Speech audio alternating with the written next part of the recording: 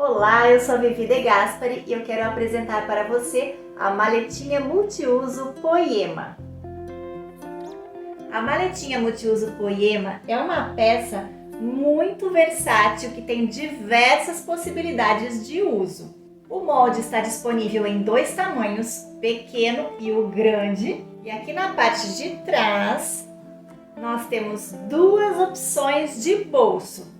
Um bolsinho com botão e um bolso embutido com as costuras todas embutidas. Você vai poder fazer o bolso embutido tanto no tamanho grande como no tamanho pequeno. E este bolso com botão também, você tem a possibilidade de fazer no tamanho pequeno e no tamanho grande. Ela possui bolsos internos nos dois tamanhos. E esse tamanho P você pode perfeitamente utilizar como uma nécessaire. E o mais legal dessa peça é que ela é bem prática e simples de fazer. É uma peça para iniciantes. O acabamento interno é totalmente embutido, não vai viés.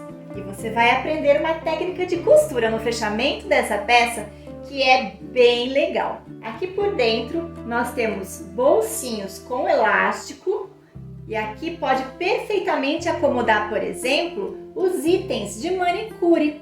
Aqui na parte da frente, por dentro, tem um bolsinho também e claro, você pode dar muitos outros usos para essa nécessaire. Outra proposta de uso bem legal é você fazer um kit tal mãe, tal filha. Porque essa maletinha pode ser perfeitamente uma bolsa. No tamanho grande cabe perfeitamente um tablet, uma agenda, além do celular, carteira e outros pertences. Temos aqui os mesmos bolsinhos com profundidade, com elástico. Aqui também na parte da frente temos o bolsinho e aqui atrás ainda tem esse bolso embutido. Nessa aula você vai aprender a fazer o matelassé, a utilizar alça de couro, fixar rebites e vai conhecer todos os segredinhos de costura dessa peça que a tornam tão versátil, tão linda e tão fácil e rápida de fazer. Usando a sua criatividade, você pode criar outros tipos de alça e dar uma nova cara para essa mesma peça. Então vem comigo para essa aula!